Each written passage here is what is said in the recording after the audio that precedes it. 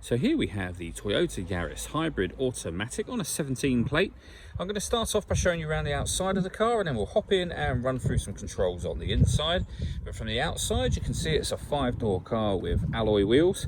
Let's start off inside the boot and then work our way around the rest of the car from there.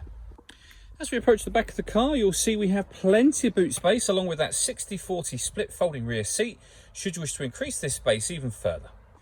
Okay, so we're just going to work our way back round to the front of the car, and then we'll hop in and run through some controls on the inside. But now that we've done a full circle of it, you can see it's in excellent condition the whole way round. Just briefly before we climb in, I think as well we're seeing the interior from this exterior point of view. There's plenty to run through on the dashboard, so let's hop in and we'll do that right now. Okay, now that we're inside the car, we're going to start with the dials. On the right-hand side, we have the speedometer and fuel gauge. And on the left-hand side, we have the gauge that will let you know whether the motors are charging, whether you're driving in eco mode, or whether you're using the power band for the car. Over that side, you'll also see it says ready with EV above that. Ready is letting you know that the car is actually on and running. And EV is letting you know that currently it's in its electric vehicle mode, which is why it's completely silent at this point in time.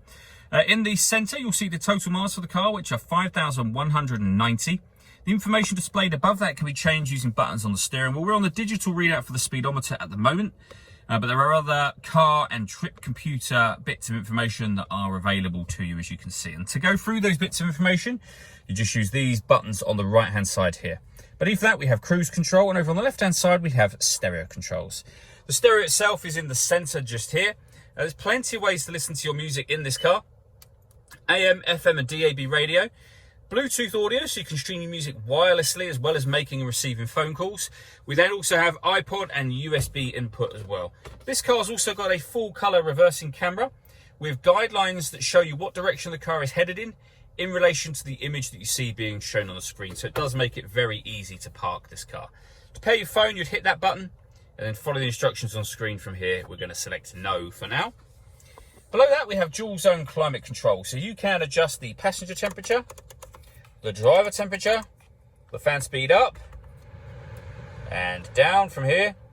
You can determine what direction you like the air to be distributed in.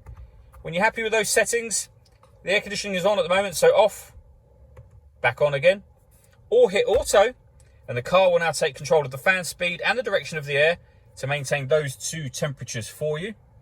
To override that and do it yourself manually, just readjust the fans and then put it back on whatever setting you want it on here as well. Underneath that, we have a 12-volt charging socket, auxiliary and USB inputs just there, and then the gear lever for the fully automatic gearbox.